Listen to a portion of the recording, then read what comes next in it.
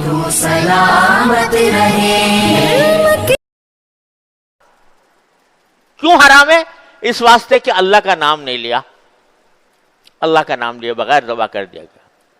قرآن کہتا ہے لا تاکلوا مما لم یذکر اسم اللہ علیہ، جس پر اللہ کا نام نہ لیا جائے وہ تم ہرگز نہ کھاؤ، حرام ہے تمہارے لیے. وہ ایسا ہی ہے جیسے کہ مردار جانور پڑا ہوا ہے، ایسا ہی وہ بھی ہے، حالانکہ خون نکل گیا.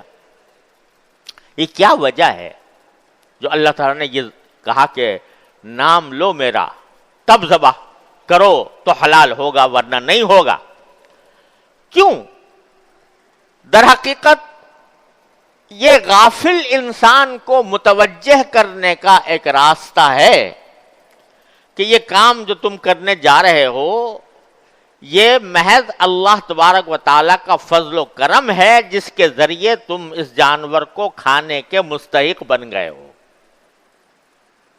یہ اللہ تعالیٰ ہے جس نے اس کو تمہارے لیے حلال کر دیا ہے، تمہارے لیے جائز کر دیا ہے. ورنہ اگر دیکھو تو یہ جانور بھی تو ایک جاندار چیز ہے، اس کو بھی تکلیف ہوتی ہے، اس کو بھی غم ہوتا ہے، اس کو بھی صدمہ ہوتا ہے. وہ بھی موت سے اسی طرح بھاگتا ہے جیسے کہ انسان بھاگتا ہے. اور اس کی جان نکلنے، اس کا جان بھی ایک قیمت رکھتی ہے، ایک اس کی جان بھی تو ایک جاندار کی جان ہے. تو ہونا تو یہ چاہیے تھا کہ کسی انسان کو کسی بھی جانور کو ختم کر کے کھانے کی اجازت نہ ہوتی. یہی وجہ ہے کہ ہندو مذہب میں کسی بھی جاندار کو وہ قتل کر کے کھانے کو جائز نہیں کہتے. ہندو مذہب میں جائز نہیں ہے. وجہ یہی بتاتے ہیں کہ بھئی تم بھی جاندار وہ بھی جاندار، تمہیں کیا حق ہے کہ اس کو مار کر اس کا گوشت کھاؤ. تو اس واسطے وہ منع کرتے ہیں.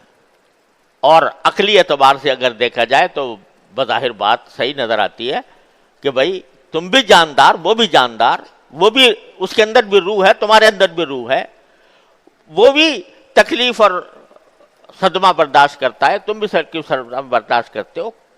تمہیں کیا حق ہے کہ اس کو مار کر کھا لو؟ بظاہر عقل میں یہ بات درست معلوم ہوتی ہے، لیکن جواب اس کا صرف یہ ہے بسم اللہ، میں اللہ کے نام پر ذبح کر رہا ہوں. یعنی وہ جان بے شک وہ بھی جان تھی، اس کو بھی تکلیف ہوتی تھی، اس کو بھی موت سے ڈر لگتا تھا، لیکن میرے اللہ نے اپنے فضل و کرم سے مجھے یہ اجازت دے دی ہے کہ میں اس کو ذبح کر کے کھا لوں. اور پہلی بات تو یہ کہ اللہ تعالیٰ نے اجازت دے دی. جب اللہ نے اجازت دے دی تب میرے لیے حلال ہوا. اب اگر تم اللہ کا نام لیے بغیر ویسے ہی اس کو ذبح کر دیتے ہو تو اس کے معنی یہ ہے کہ تم نے اللہ تبارک و تعالیٰ کا جو انعام و احسان تھا تمہارے اوپر کہ تمہارے لیے اس گوشت کو حلال کر دیا، اس کو تم نے نہیں مانا اور اس احسان کا کوئی شکر ادا نہیں کیا. اس واسطے یہ جانور حرام تمہارے لیے.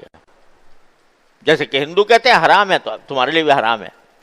واحد جواب ہندوؤں کے استدلال کا کیا ہے کہ ہمارے اللہ نے ہمارے لیے یہ پیدا کر دیا. ایک بات تو اس میں بسم اللہ کہنے میں، اللہ کا نام لینے میں اس بات پر تنبیہ ہے کہ اے غافل انسان، تو جو یہ اس جانور کو کھا رہا ہے یہ صرف ہمارے حکم کی وجہ سے کھا رہا ہے، ورنہ تیرے لیے اس کو کھانا حلال نہ ہوتا، جائز نہ ہوتا. تو بھی جاندار تھا، یہ بھی جاندار تھا. ایک تو اس بات کا اقرار ہے اس میں بسم اللہ کہنے میں. بسم اللہ، اللہ اکبر. کیا معنی؟ اللہ ہی سب سے بڑا ہے، وہی ہمیں اجازت دے سکتا ہے کہ ہم کیا چیز کھائیں کیا نہ کھائیں. اسی نے اس جانور کو بھی پیدا کیا، اسی نے ہمیں بھی پیدا کیا، اور اس نے ہمیں اپنا فضل و کرم سے اجازت دے دی. اس کا احسان ماننا یہ بسم اللہ کہنے کا ایک اہم حصہ یہ ہے کہ اللہ تعالیٰ کا یہ نام ہے کہ اس نے ہمارے لیے اس کو حلال کر دیا. اگر اللہ تبارک و تعالیٰ کی طرف سے اجازت نہ ہوتی تو ہمارے لیے ہمیں یہ حق نہیں پہنچتا تھا کہ ہم اس کو ذبح کر کے کھائیں۔ ایک تو اس طرف توجہ دلانا ہے، ہم ویسے ہی بغیر کچھ سوچے سمجھے بسم اللہ اللہ اکبر کہہ کے ذبح کر دیتے ہیں، لیکن اصل بات یہ ہے کہ یہ بات سمجھنی چاہیے کہ یہ اللہ تعالیٰ کا فضل و کرم ہے کہ اس نے ہمارے لیے اس کو حلال کر دیا۔ ایک تو یہ